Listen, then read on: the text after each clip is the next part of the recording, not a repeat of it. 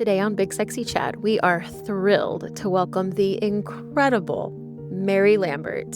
You probably first met her voice in Same Love with Macklemore and Ryan Lewis. And since then, she's been setting the world on fire with her music, poetry, and raw honesty. Mary is a singer, songwriter, poet, teacher, and activist who's turned vulnerability into power, blending art with fat liberation, radical self-love, and community healing.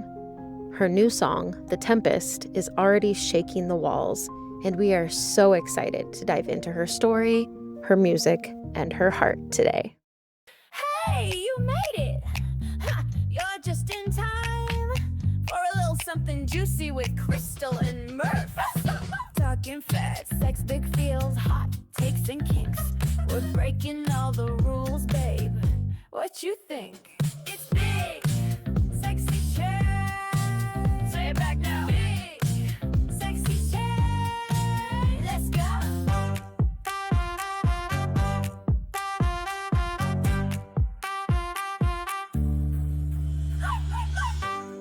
Welcome back to Big Sexy Chat. This is Crystal, and today we have an extra special guest. We're so excited. Very, very highly esteemed, well thought of sort of hero in the fat liberation world. We have Mary Lambert today. Hi, Mary. Hi. Thank you so much for your time. And my beautiful, amazing co-host, Murph. Hi, Murph. Hi. Hi. Hey. Mary, we are so excited to have you here. I'm so glad I'm here. I feel like this has been a long time coming. It just hasn't lined up schedule wise or anything. Perfect. Now is the time, and there could not be a better time. Hello, and Tempest. Wow. I caught it the other day on Instagram. I was like, oh, Lord, okay. This is going to be a great and amazing interview. What a beautiful song. What a beautiful arrangement. Just everything. It's an anthem. Like, it just, it is like touch your soul kind of music. Thank you. Yeah, it's one of the best songs I've ever written. I think it was one of those ones where I just really was like, I want every line to matter. I want every line to be super intentional. And I got really into Shakespeare for a while, and I loved Shakespeare all through like high school when I discovered him, not to brag. I feel like I kind of discovered him first. Yeah. And he was a little underground before I got into him. Very much. But when I took this like online course, kind of studying each play, going into each play, and I really loved The Tempest, and I thought there were a lot of parallels between, capitalism and colonialism and the way that men feel like they have domain over, cis, straight, older white men, especially in Congress with power, that feel like they have domain over women's bodies, over people's bodies, over anything that they deem fit. And, The Tempest has a lot of that underlying message. And eventually, like the protagonist, like Prospero, eventually like understands to that all things belong and he shouldn't control everything. But it's like, I kind of wrote The Tempest from the perspective of, no, we tell Prospero what to do. Yes, it's a new time, y'all. It's a new time. I want to start by saying that I re-listened to your interview with Plus Mommy Jen, who's a good friend of mine. And I was so excited to see that you actually are friends with some of my friends, like Sonia Renee Taylor and Denise Jolly. We love Jen here at Curvy Girl. I'm sorry. Big Sexy Chat, not Curvy Girl. But Jen and I met at the Body Love Conference in Arizona in 2014. And that's when I became friends with Sonia Renee Taylor and Denise Jolly and Jen. Oh, we all just love her. But that was a great interview. And love a lot of my people in my world, my fat liberation world, are sort of knowing you about the whole medical bullshit that we all put up with when you're fat. So for that reason, I bow to you. Thank you for that and for your list. And it's amazing. And anyway, I just love Sonia Renee Taylor, her books, and she makes you think. She like really makes you think. And what an amazing person. Yes. It was I mean, I got so spoiled so early. Because I was in the poetry world. I was in the spoken word world doing slam when I was, like, 18. So Denise Jolly came up to me when I was 18 and was like, "I love your poetry. I want you're a rock star." And then I met Sonia doing poetry when I was, like, 20, 21, and watching somebody, um speak truth to power and talk about their body in such a, you know, an explicitly, like, radically loving way as she does. Um, it's just incredibly powerful. And Denise Jolly also Yeah. had a photo series that, like, was really life-changing for me as well. So I had this almost, like, necessary upbringing to bring me closer to, like, fat liberation and understand collective liberation in that pursuit. They will definitely get you there. Just to brag, they were both in one of my lingerie fashion shows for fatties, Oh, I and love they were just so amazing. Just they own it. They're not just talking it. They own it. They live in it, and they're just beautiful and smart and strong. And what an amazing way for you to grow up. Holy crap! Yeah, that's so neat. I bet it was a freaking blast. It was really great. All a bunch of 45 fat women in lingerie. We got a lot of press. Let's just say The they're like dream. they're like they make lingerie for fat bodies. Yeah, they do. Not very much, but they actually do. It's kinda shocking, I know. I know I'm Merv think had a question. I was thinking of with the Tempest and what the poetry, the things that you're so detailed in how you describe the whole scenario. What's a line that you thought you were going to cut, but you were just like, no, I'm keeping this? Oh, yeah. I mean, a couple, because I was like, I could get in trouble for this. I've been very scared of, like, okay, if this gets, like, I don't know, discovered in hyper conservative circles, like, I do have fear for sure. Mhm. But if my body was a gun, you'd give a shit about me. It feels really, Wow. it's Mhm. very in your face, and I think to some people it feels radical, and to me just feels like that's just the truth. That's what I'm just reading the room. Like, I'm reading what's happening. That's Right. you can't tell me that that's not happening.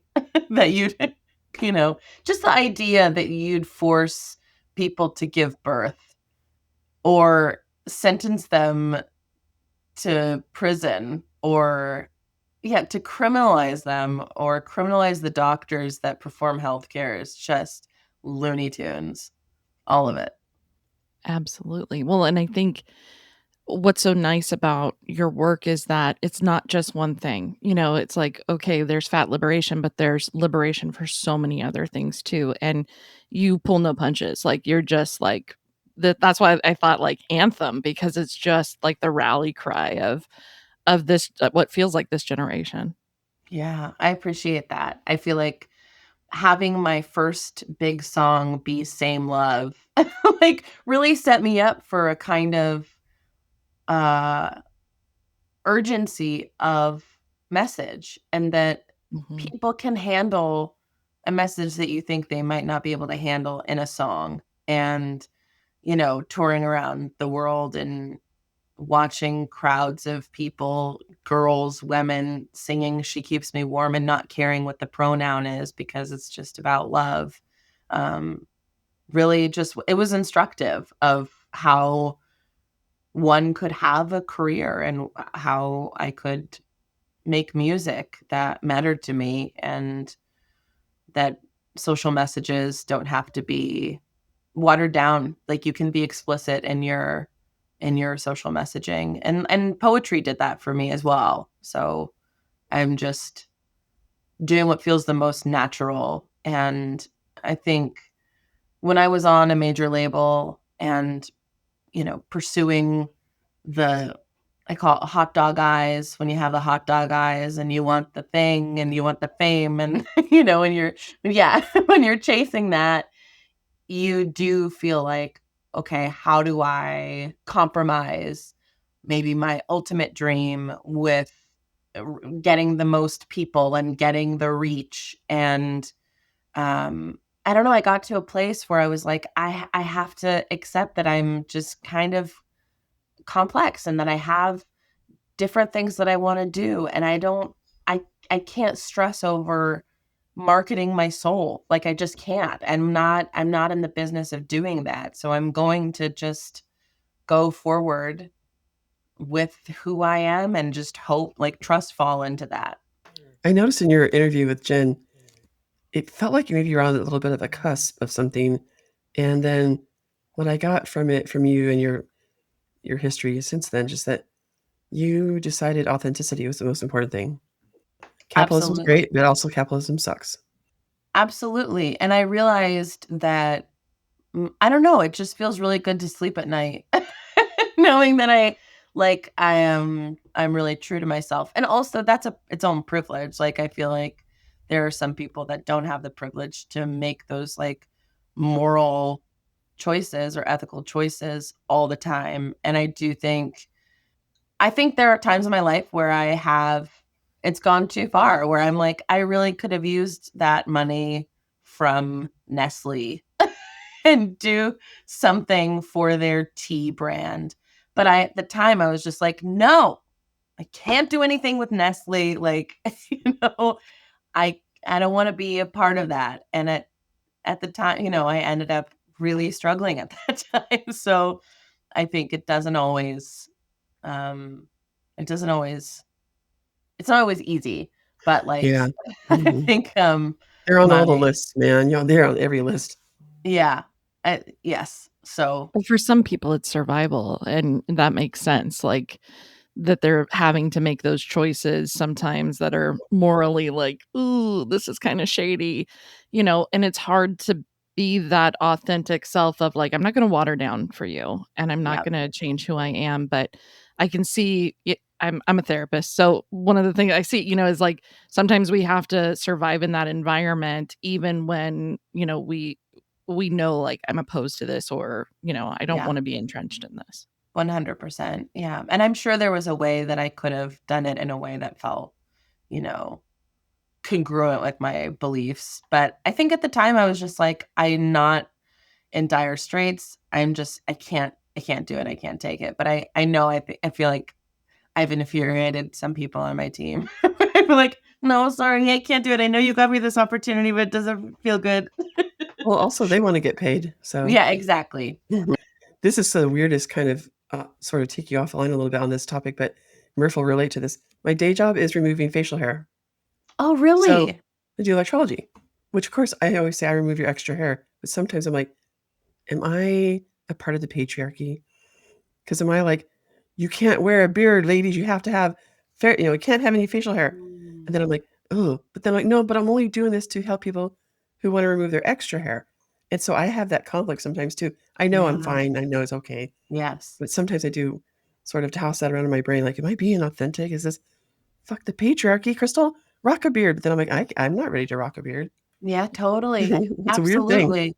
Yeah, I mean, I think that you're touching on something that, you know, I think happens in a lot of queer spaces with people who are like, I want to be able to have a beard and wear a dress and be accepted. And they are out of necessity to live their truest self will do that. And there are people who are like, it's too dangerous for me to do that. And I am it is easier for me to fit within the binary.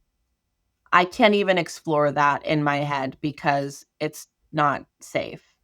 And I feel like there has to be space for people who are comfortable shifting the paradigm and want, like, are okay, comfortable, maybe not comfortable, but just accepted as a necessary part of collective liberation to live authentically and present themselves congruent with who they are internally. And people who are like, I don't feel comfortable doing that, and that's fine, you know?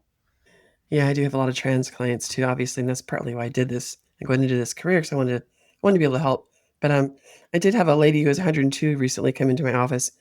Y'all, if I'm 102, I'm rocking a beard. Just will let you know. Yeah. It's too no torture at 102 to my neck. But that's a whole other story. But anyway, Totally. yeah, it's crazy, crazy. What are you gonna say, Murph? I was just gonna say, part of that is the the issues that we're talking about in terms of, like, trying to fit in and trying to make these things survival led and are not survival led, but more authentic. Um, you built a medical directory with one of our dear friends, Reagan, and I'm curious, like, what were the harm patterns that kind of led to that um, list creation? Oh, it's like one of the best things I've ever done. It also is like if there's a good side to bipolar disorder, like it is it's getting something it's it's mania getting something insane done. I was like compiling that list for like I'd wake up at like 8 a.m. and I'd work on it until 8 p.m. And it was so important to me, like to get it done. And it became a need because I run a workshop called Everybody is a Babe. And I was working with people one on one.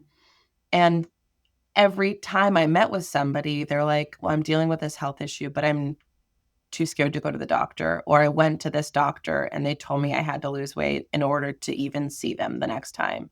They won't even see me for my issue until I lose weight. And I was like, that's not okay. It's not okay. We need to find you like a fat friendly doctor. We need to find you somebody that is gonna treat what you're actually going through without prescribing something that is not helpful for anyone. So I found Aubrey Gordon's list of community threads. Aubrey Gordon had posted about 2 different times about, hey, crowdsource, doctors in your areas. And then someone would comment, do you have anybody in Arlington, Virginia? And then there'd be like, hey, I go see this awesome doctor. Here's my OBGYN. There was the fat friendly docs. There was I credit everybody on there. Nicola Salmon has the fat fertility places. Mia O'Malley also did community threads. There were just places from all of these different things. And I would find myself spending an hour and a half combing these threads, trying to help the people that I was working with. And I'd be like, okay, there's this person in Columbus, Ohio that somebody had a good experience with. It was just like, asking for scraps, and so I decided to compile everything. And then I started a form where people can submit um, their positive experiences or be like, that person shouldn't be on the list. And then, yeah, it's just grown. It has I think the main provider list for like PCPs has over 1,000 providers. And then I have a second page of specialists, which has about 1,000 specialists. I have there's people worldwide. You can find somebody, in Canada, Australia, England. So it feels good. It feels like it's been very helpful to tell my people who take my workshop to reference, and I've received really good feedback. Actually, it was so wild. I hosted a poetry event in Seattle a couple weeks ago, and I was talking to this woman who she kind of stumbled in, and she was just doing poetry, and she's like, I've never, I guess I really didn't know your music that well. I'm in the eating disorder world, the dietitian world. And I was like, oh, I'm like, that's actually like another facet of my work. Like I did something called the Weight Neutral Leads list. And she was like, that's you? You did that? And it was like, it was so gratifying. It was like my rock star moment, like a true rock star moment. She was like, we use that list all the time. We use that list in our clinic. We pass it around. It was like, Wow, that's oh, incredible. that makes me so happy.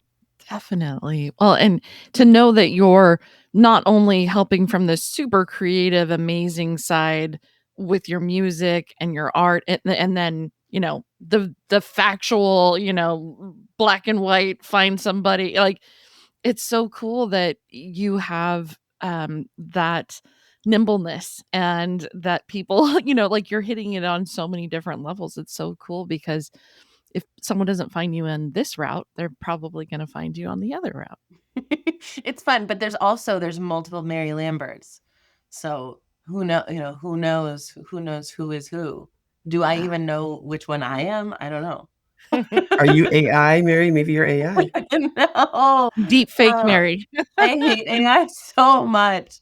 Every time it like shows up as like you have to use it, I'm like, get out of here.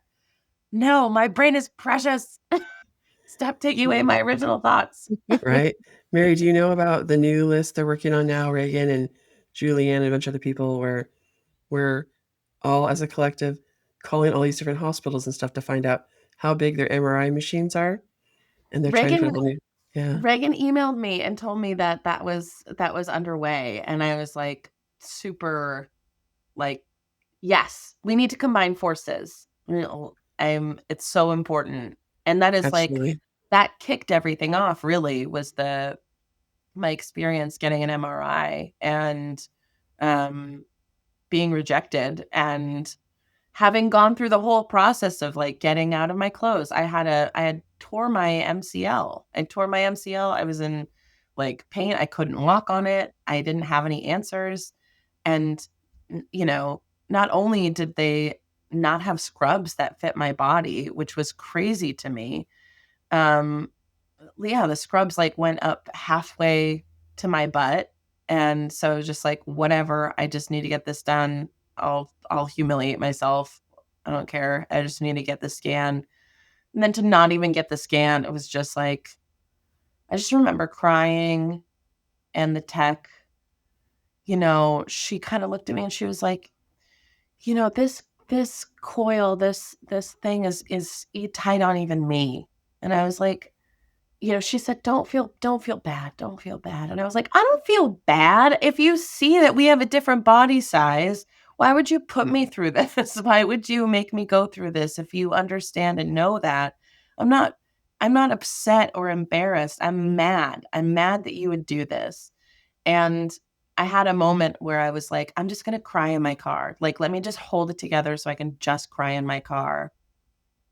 And then I had this like epiphany of like, who am I protecting? Who am I protecting with like keeping my tears to myself? Like this has caused harm. Like you caused harm and I'm not going to protect you from it. Like I'm going to have feelings about it because I don't Yeah, want you to do this again. Don't do this to people. right. It's traumatizing. It's bullshit that a medical provider can't accommodate our bodies. It's not like, oh, I'll just come back when I lose 100 pounds. No, fat people fucking exist. How about be prepared for us because we are the majority of the fucking population. 100%. Absolutely. Yeah, I mean, and it's like that's the thing too, is like it's not going into Prada and being like, I why don't you which honestly, fuck, like Prada should have our side. You know what I mean? Like, why not? But this is a medical thing. Like medical accessibility is like that's number one. Like, Pretty basic, pretty yeah, basic. It's a necessity. 100%. Yep. Yeah. Yeah. Well, I love Absolutely. that. I love that y'all are making that. It makes me Yeah, so and happy. we have to brag about our Asherly. Asherly, created a list for, Oregon and Portland and that area, so, um, I think you guys might probably have similar, people on the list. You guys might have to fuse that list too. Yeah. Oh my God, I want to. Yes, I would love to. That's great. To do it. PNW, Fat Friendly Medical Provider Directory. Yes.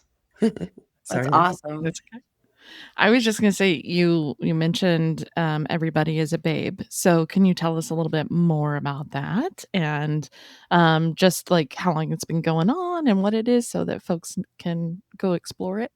Yeah. I mean, I started my like fat positive journey in like 2011. after being around Denise Jolly and Sonia Renee and Rachel Wiley and Rachel McKibbins, and just seeing how possible it was to love myself.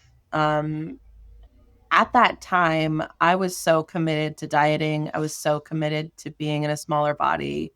It was something I thought about constantly. I had an eating disorder. It was like food was something I was obsessed with that I always thought about. Shape, I was always wearing shapewear. I wear shapewear under t-shirts. It was just Exhausting? so exhausting. It was torturous. And it wasn't just that. It was like just how I was perceived, and that's just sort of obsession. And I went over to a friend's house, my friend Sean, and they had on their fridge Riots Not Diets. And it just like blew my mind. Like I was like, "What? What do you mean? Why wouldn't you diet? If you're bigger, I don't understand why you wouldn't be trying to lose weight. I don't see what's so bad about that. It's better to be thin, you know." And then I had my education. It was like, You're going to "Oh, learn. yeah." And then I got thrust into the public spotlight as, performing with Madonna at the Grammys and performing with Jennifer Hudson at the VMAs and doing all of the press and then signing to the label and going through that process of loving myself on a public stage was, it was challenging, but it was also the best possible thing I could have done because I wanted to do it right. I don't think there's a right way to do it, but I wanted to be helpful to people the way that Denise Jolly and Sonia had been for me. And I remember seeing also Substantia Jones's at a Positivity Project. And I remember looking at those photos after I had been like, I'm body positive. So I'm a bigger girl, whatever. And I remember looking at those photos and being like, oh, I'm uncomfortable and I'm envious and I don't get it. I don't see how someone could be happy in a body like this. I don't understand. And I think they're lying because I still had all of my internalized fat phobia that I still had not addressed. And I went through a period where I'd go to a store and I'd be like, wow, they have plus sizes if they went up to 2X. I would be like, they're they're size accepting here. Wow. And I was starting to compile my own list of, like plus size stores. Like, I'd be like, go to Zara. They have plus sizes. But it was like insofar as it applied to me. And I think it wasn't until I started really diving into fat liberation and really realizing how much the disability justice movement informed fat liberation, how much, the examining white supremacy and all of the caste system that, Isabel Wilkerson talks about, like all of that, the hierarchy hadn't occurred to me, and the proximity to whiteness or the proximity to thinness were almost synonymous, and I had not realized how much I was still clinging to the scraps that I had, and that was never going to be true happiness. That I was never going to find true liberation or freedom from that, and it was also not going to be helpful as somebody that was at the time like a public figure. So just diving, I just like read a bunch, and during the pandemic is when I started doing heavy research and decided that I wanted to do this workshop. So that's initially how it started. So I launched it in 2021. I was just going to sneak in a comment that there's somebody here who might have been photographed by Substantia. Who might that be? It was me. My for one of my first kind of steps into body positivity, fat liberation, that sort of thing was I did some modeling, and I had met some different people in that process, and Substantia was going to be coming out to San Jose, and I don't live far from there. So Crystal had her at her house, and I was able to do individual photos. And then she did the Valentine's Day series with myself and my partner. And that was really liberating to just sit in somebody else's backyard completely naked and just like, ooh, like feel the air and like not be, scared of what was going on or how it looked. Cause I kind of exactly what you said, like I'd seen her photos initially and it just kind of like, this is so jarring for me to like see this and really recognize like, wow, this has opened my eyes to this whole different lens of life, right? Of like, just like this exists and these people are sexy. And how did I not see myself like this? So, yeah, Substantia's one of our favorites. We've had her on the podcast and she's so creative and so amazing. And I could see where, a lot of people have that look of like, wow, this opened my eyes and this is so different. I think a lot of people have that with your art too. Oh, that's very generous. I appreciate that. But yeah, that series, actually, the Valentine series, I include that as an exercise in the workshop. Visit Substantia Jones's work and write down how it makes you feel. And if that's an alert to you that you have more work to do, or what that says to you, like commit yourself to seeing more fat bodies, to like exposing yourself to that. I mean, I feel like we've gone so backwards in so many places where the visibility, the representation is there for the people that want to see it. But for the greater public, when it's, mainstream, it's just not there. And especially like I'm a big reality TV Love Island, The Bachelor, all of it, any romantic thing. I'm just like, I just love it. And to just think of how many seasons of The Bachelor there have been, and The Bachelorette and Love Island, and not a single fat person has been on. And I also understand why. They're not going to choose the fat person. The fat person's going to, they have to have everybody look kind of, but body diversity is so normal. And I think that's what a lot And of sexy. people, yes, 100%. Like, I think that's what, frustrates me and is what I really urge people to think about, that people are fat for as many reasons as people are thin. We're not all meant to be thin.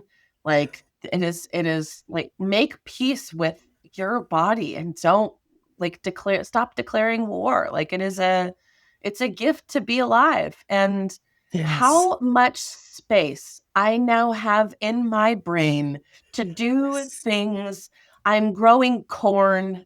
Okay, I have a field Go, of Mary. sunflowers. Farmer Mary. I'm gonna feed this whole block.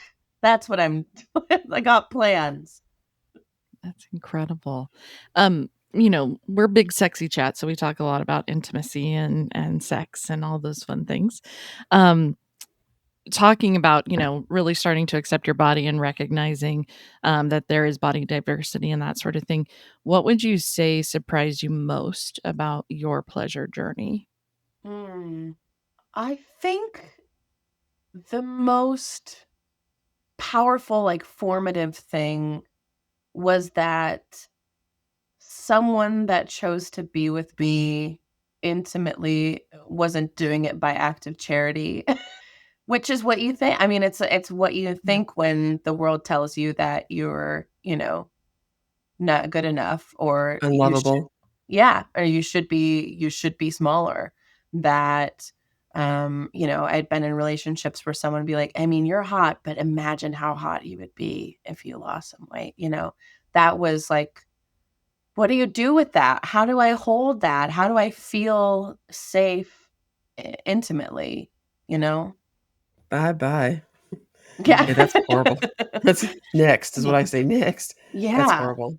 Are you gonna do any more babe camps, just to go back to that for real quick? Are you gonna do any more of the babe camp, or are you gonna retire that? I released a self-paced course, so I saw that, I'm okay. encouraging that. Every year I say this is going to be last year because I end up putting the album aside, or I kind of put my other work aside.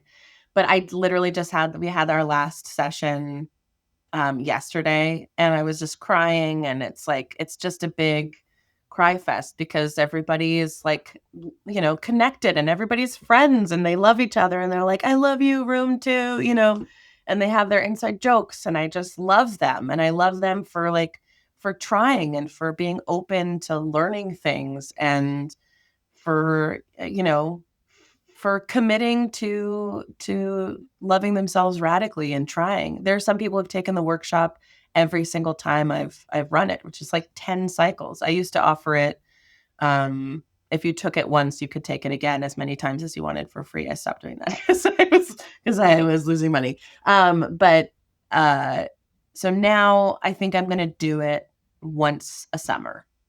So I plan on doing it next summer again. That's the plan.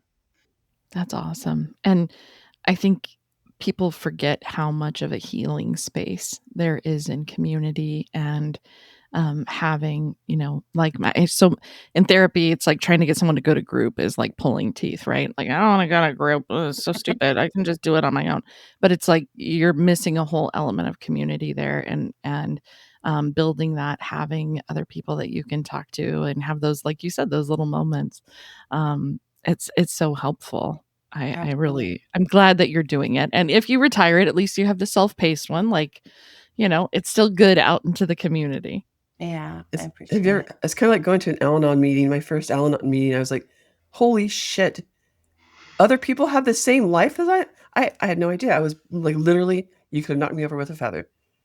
I had no idea. I thought it was just my weird life, Totally. I feel like that's such a huge component of it, is just being like, oh, I'm not alone in this. And I think there's a feeling of like, okay, my suffering is not unique in this way. And if it's not unique, and we all need help, and we all could use therapy for this, and we've all been harmed by the system in this way, then maybe the onus isn't on me. And maybe the issue, it doesn't have to do with my body. Maybe there's actually an issue with the culture at large, and I get to be a part of a group of people that say, in my circle, it's not going to be okay. Body shame is going to stop in my circle, Mhm. A big tenet of the workshop that I try to do is really strip away all of the metrics that we use to evaluate ourselves, especially, I call it aesthetic indifference or that weight neutrality, and like maybe do a mirror moratorium or whatever it is, or and then, desirability is just like, it's a hell of a drug. And I understand why people, pursue weight loss, because the it is you are so conditioned to believe that that is the only way that you will be desirable to people, and it's just not true. Now being in having had relationships or being in a sexual relationship with somebody who really does like my body, really is about my body, and it's not an act of charity. It's not someone just being like, I guess I'll just deal with this because I like your personality and you have good inner beauty. It's like, no, I'm also sexy and a sexual human being, and deserve to have, positive sexual experiences. And that is possible. And I can't remember who wrote the article, but I think Caleb Luna posted it. Oh, I wish I could remember who wrote it. But it was basically about, or maybe Caleb Luna wrote it. I can't remember. But it was basically about, why do we categorize things as fetishist when they're not dominant, when they're not of the dominant, you know, if you're not attracted to white, straight, thin, blue-eyed people, it's considered devious, that like, if you're attracted to a fat person, it must be fetishist, and that really opened my eyes to just being like, yeah, I mean, this fear for a lot of fat people, like, well, if somebody's pursuing me because I'm fat, like that feels bad. And like, I think I used to feel that way, and now I don't feel that way. It's like, no, then I know that I can be myself, and that I don't have to, I don't have to, they're not secretly, fingers crossed, hope you will lose weight during like, hope I can love you enough for you to lose weight. You know what I mean? So Absolutely. it's it's important. It's just important to find somebody who likes your body. It gets weird. It gets weird when it's all they're into, right? If they only date fat people or they only are, that to me feels fetishy. Mhm. But I'm attracted to people of all different sizes. So, I mean, I just assume if you're in bed with me because you're into me, not because of my fat. Yeah, absolutely. How would you say desirability and sexiness, all that sort of thing plays into your music and your art? Like I'm curious, like what do you consider even like the sexiest lyric you've ever wrote?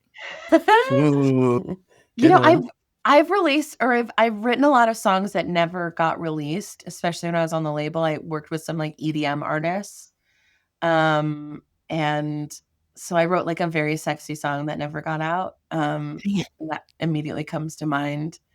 Um, and I'm trying to think of one of those lyrics, but I'm just a sappy Sally. Like, I think, on my first LP, I wrote a song called So Far Away, and that um chorus was kiss me like the world is gonna disappear. And Oh, like, that kind of passionate, fiery kind of yeah. thing. I guess that's the sexiest one I can think of. But That's it's really interesting because I started writing songs when I was 9 years old. I wrote my first song when I was 9, and then when I was 13, I had a collection of 6, and I was like, "Mom, I'm ready to be famous. Let's find me an agent. Can we call Oprah? Like, what do we need to do?" And I just was like, I was just ready. I wanted it. And, I found that it was a way to get people to like me, where I'd bring my guitar to school, or I'd be like, "Everybody come to the piano." And if I had a crush on somebody, I'd be like, I wrote a song about you." And it was a way for me to feel like I had a sense of value. And I think it's been hard work to also disentangle my self-worth to the art I make, which does feel like it is a part of my soul. It is important to me, but I had to let go of it as a way, as a tool, um, to get people to like me or and I would find like I remember I was really into this girl, and she was not into me, and then she'd see me play, and then she'd be like, "I wanna fuck." I'd be like, "Okay, that's mine," and then it'd be like, "No, not really interested in you." See me perform again, "Okay, I wanna date you now," and, like, that's hard, and also I was like, "I'll accept it. That's fine." I'm curious, like, what's a song that makes you feel sexy? What kind of music, if you can't pick a song? I mean, I'm like an instrumental person. It's Mhm. so funny. I was like I was looking for like a sexy playlist, the other night as one does. And I am so I get so distracted by sound. You can't have lyrics, obviously. I can't have lyrics when stuff's going down. And if anything gets like cheesy, or it's a weird like, a MIDI sound, or like, like a fake saxophone, I'm gonna have to stop that nighttime activity to skip it. And festivities. so yeah, so it can be very distracting, but if you've got a good one, so I have a playlist, a curated playlist. Um, I really love, I think it's Hermanos Gutierrez, just like really vibey, um, guitar, like, what kind of guitar is that? Classical guitar. Like, that's nice. That's a good vibe. Yeah. Sexy vibes. Are you willing to put that playlist, on your website so that we can all go and and download it? The curated sex playlist from Mary Lambert. I'm Festivities for blushing. festivities. Fantastic. Mine's like, Prince, you sexy motherfucker, so I don't understand. I do not relate. You like the lyrics. I can't say the What lyrics. about you, Murph? Do you have one? I kinda like a mixture of both. I think, but I very much like Mary, like, I want it to be kind of softer, have, like, the vibe beat kind of thing matter more than the lyric. Yeah. 'Cause, yeah, it's really easy to get pulled out of something when you're hearing other words and things, so I get that. I think too, as I've, like, begun and started producing and composing, I composed for a documentary film a couple years ago, and I've produced for other artists. So I have my home studio and I engineer. And now that I have, like, I feel like my ear has been tuned and also ruined for, like, just enjoying things. I can't just enjoy anything anymore. I'm like, oh, I feel like that could have been EQ'd differently. Or like, what are they doing to the vocal? Like, I mean, fix your auto tune. Like, spend an extra day fixing your auto tune, for fuck's sake.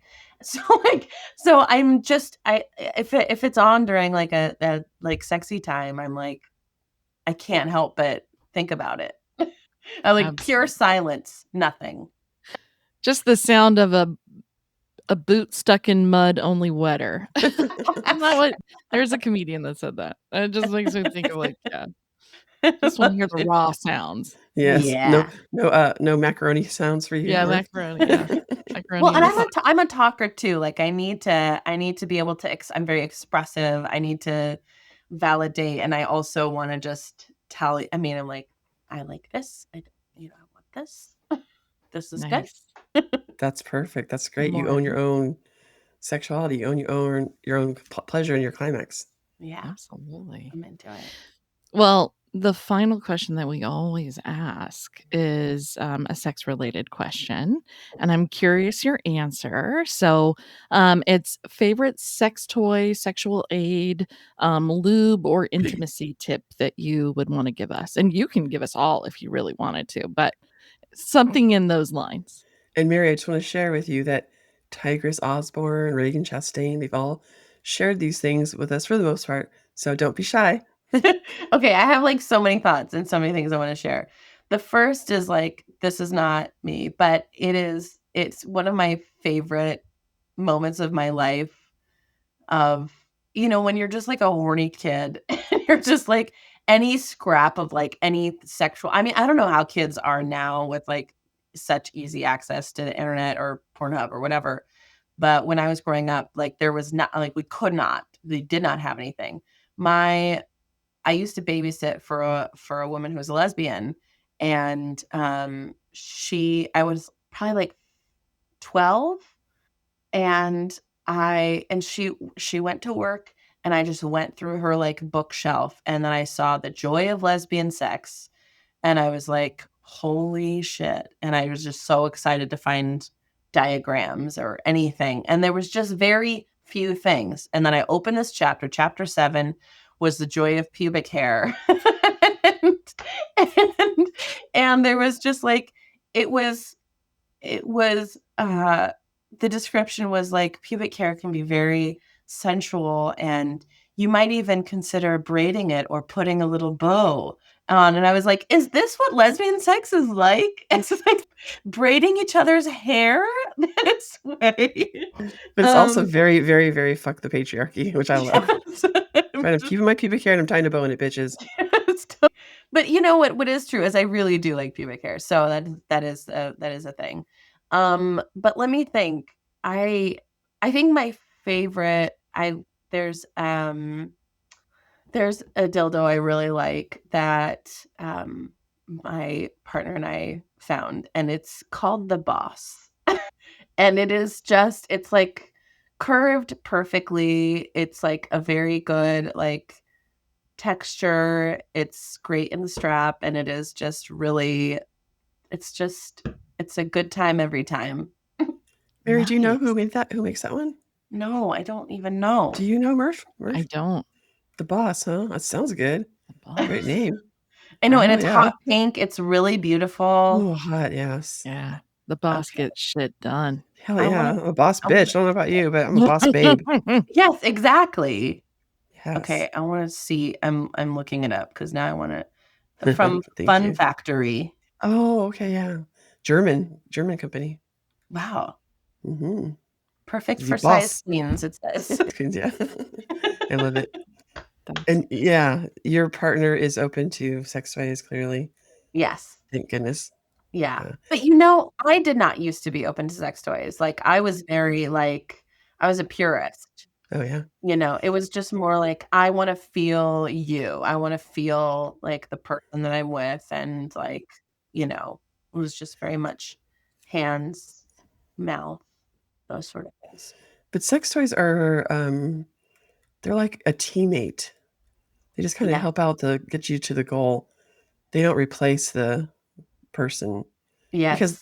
they're not warm, they can't kiss you, they Mhm. can't hold you, but they can get the job done. Yeah. They're really good. They're a good team player if you need one. But, yeah, I've been selling sex toys for, like, 22 years now, Oh, I so love I'm a it. big fan. But, yeah, I used to do a lot of home parties, and I would do home parties for gay women, and I would meet these women, they're like, "Oh, no, I can't have anything that penetrates my vagina. We're gold star lesbians," or something like that. I was like, "What? Mhm. Why turn down any kind of possible pleasure?" Mhm. And you is it I would think that you both might wanna try to wear a strap on, but they were like, "No, we don't do that." I'm like, "How sad, though. Don't limit yourself. It's a lot of fun out there." Mm. Yeah, I feel like I've been with plenty of people that would not prefer penetration or don't, and I think it's like I think there is some amount of, it's not for that, and it doesn't feel good. It's not validating gender-wise, then it actually is not. It doesn't feel like the best possible way to give and receive, and I can understand it. Yeah, I can see that too. Just like, but there's a million. Have you been to a Hustler store? I'm like, I wanna try every single thing in there.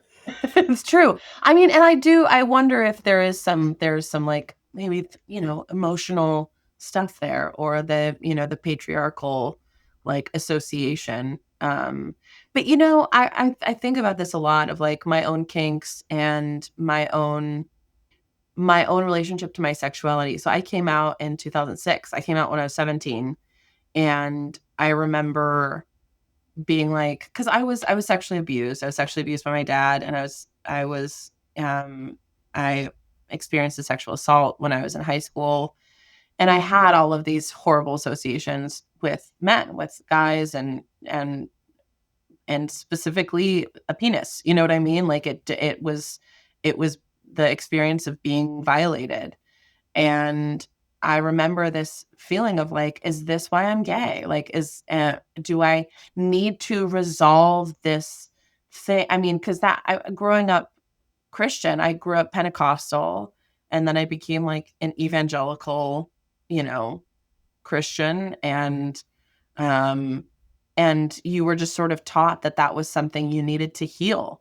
And if I just heal that enough, if I, you know, work with God, pray, then I will heal that wound and I will find a husband.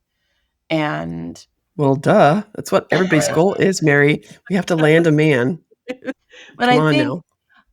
I remember that feeling of, yeah, just kind of agonizing over why I was gay, and then eventually getting to a place of, it doesn't matter. It actually doesn't matter. There are plenty of people who are gay that haven't been sexually abused, like, it actually doesn't matter. And I'm like, I am happy as I am. I feel incredibly fulfilled. I have loving, I have a loving relationship. I've had loving partners. It's been like, I'm lucky. I feel happy and safe and great about it. And there's no, I can heal that wound of having sexual trauma and still be gay.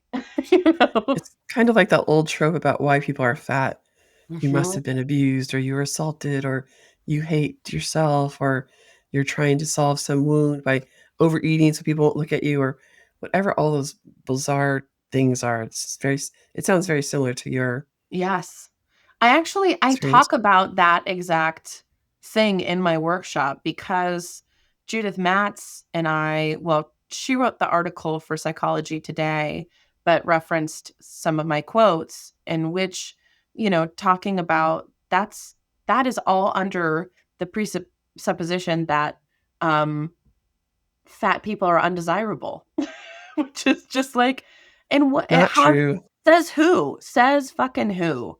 And Yeah. maybe it's trauma leads us to coping mechanisms. Some of those coping mechanisms can be emotional eating. And if that can be a part of it, but to like assign someone's body to a trauma, then what are we saying when we look in the mirror? That my body is representative of a trauma? Do I really want to take care of a body that way?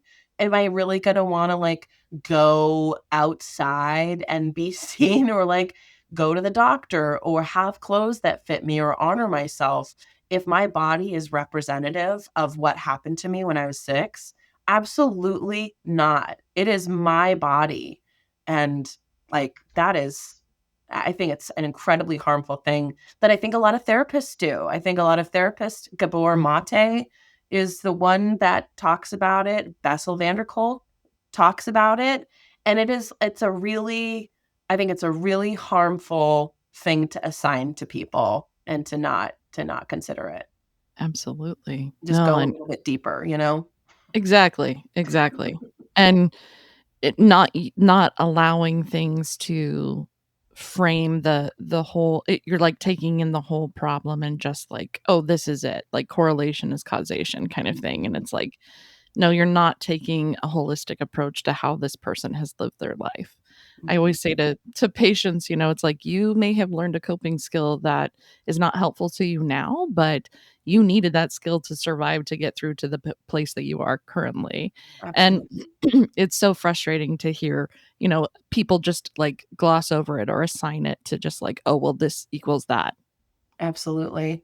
Well, I mean, Mhm. just the amount of like thin people I know that have been sexually abused. Like it's not I think it's just like, Yeah, hey, totally. we've like 75% of us have been harmed in some way. Like Right. we've all dealt with it in different ways. And is Absolutely. oh, we need to heal. And I That's want to right. make the music that helps heal, and I want to You're doing do the it. work that The heals. the My mom Tempest. yeah, my mom said that a psychic told her when I was born that I was a lucky healer. I love that. I feel A lucky healer. That's that sounds beautiful. good. That's a good Um, tattoo idea too. there you Yeah. go. Yeah. Yeah. I wanna get a tattoo that says genetic code because that's why I'm fat, motherfuckers. It's called genetic code. Yes. You in Absolutely. with me, Murph? Let's do it. Let's go. Bef before we wrap up, I just wanted to just ask because I know your babe camp and your work is really about helping people take care for themselves in a, healthy-ish, as healthy as possible, whatever healthy means, way. If you wanted to give a piece of advice to our community, because we know your community, um, you know, probably has really good tools already, but what could we tell our community? What's a good way to take care of themselves? What's a good way, a self-care act they could do that would maybe help them with their own internalized fat phobia? I mean, I think a huge thing for me was physically just touching all parts of my body. I think what happens when we have so much shame looking in the mirror is that we're scared. We're scared. There's the shame is so loud that you want to avoid not just looking at yourself but feeling yourself. And I think like just touching your arms, feeling the size of your arms, feeling your belly, touching your belly. I mean, I had a practice for about a year where I would take a bath, I would wash every part of me in a very loving way, and I would just out loud to each body part, "I love you, arm. Thank you for carrying me through this world. I love you, belly. Thank you for carrying me through this world." And that was a really important ritual to loving myself, and then getting rid of my scale. I mean, that was huge. Um, I have so many. I have all my little tips. You know? They're great. They're fantastic. But that was a big one. Yeah. Throwing away your scale it's hard for a lot of people. Even some of my best friends, I'm like, y'all, they're great allies to me, and they really care, and they're allies for everybody who are fat, but then they still are addicted to getting on the scale. So, Mary, where can people find you? What would be the best avenue? I know that go through all of them, but what's the best way to connect with you?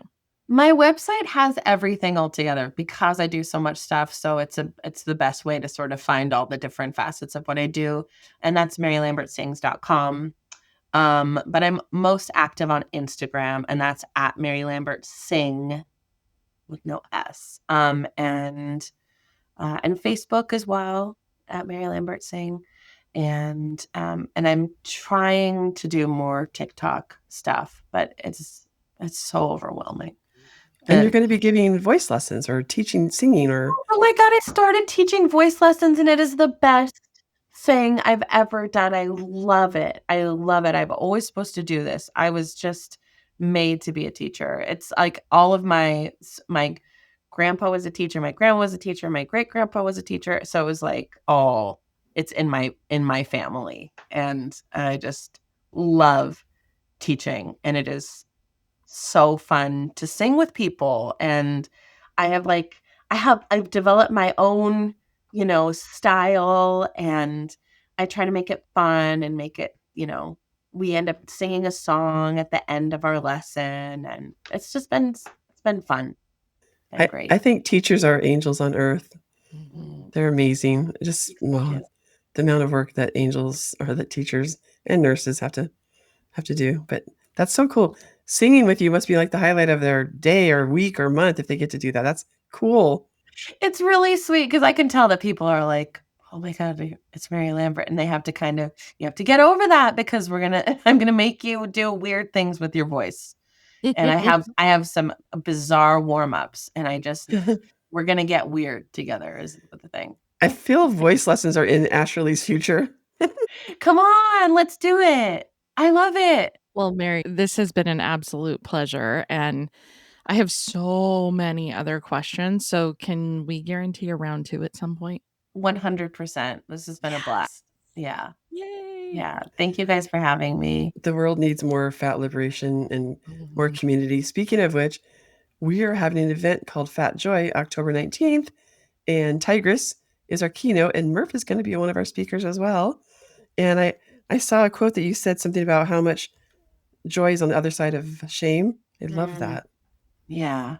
Yes, it's true. Yeah. If you're in San Jose, you're invited. You could be I'll comp you. I'll comp you a ticket if you're in San Jose, October 19th. We'd love to have you because Fat Joy is so rare. We all need more of it, right? And yeah. Are you making a music video for Tempest, or have you already made one?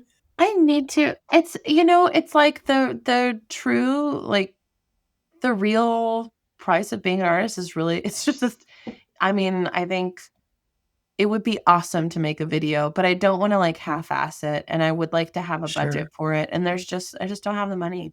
But I'm hopeful with doing voice lessons and getting more gigs. I would love to make it. But I'm happy paying my bills right now.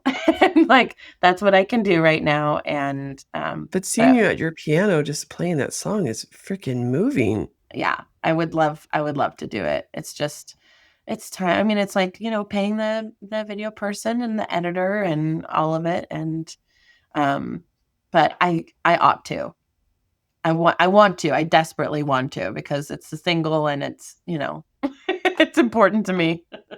Visibility for sure. Yeah. Fat bodies representation. Mm-hmm. Absolutely. Yeah. Well, wonderful. You can find us at BigSexyChat.com. You can find us on all the socials, Big Sexy Chat. We love to hear from our listeners in our community. You can always email us at bigsexychatpod@gmail.com. Well, I'm just going to go ahead and wrap this up. See you later, alligator. After a while, crocodile. Take care, polar bear. Love it.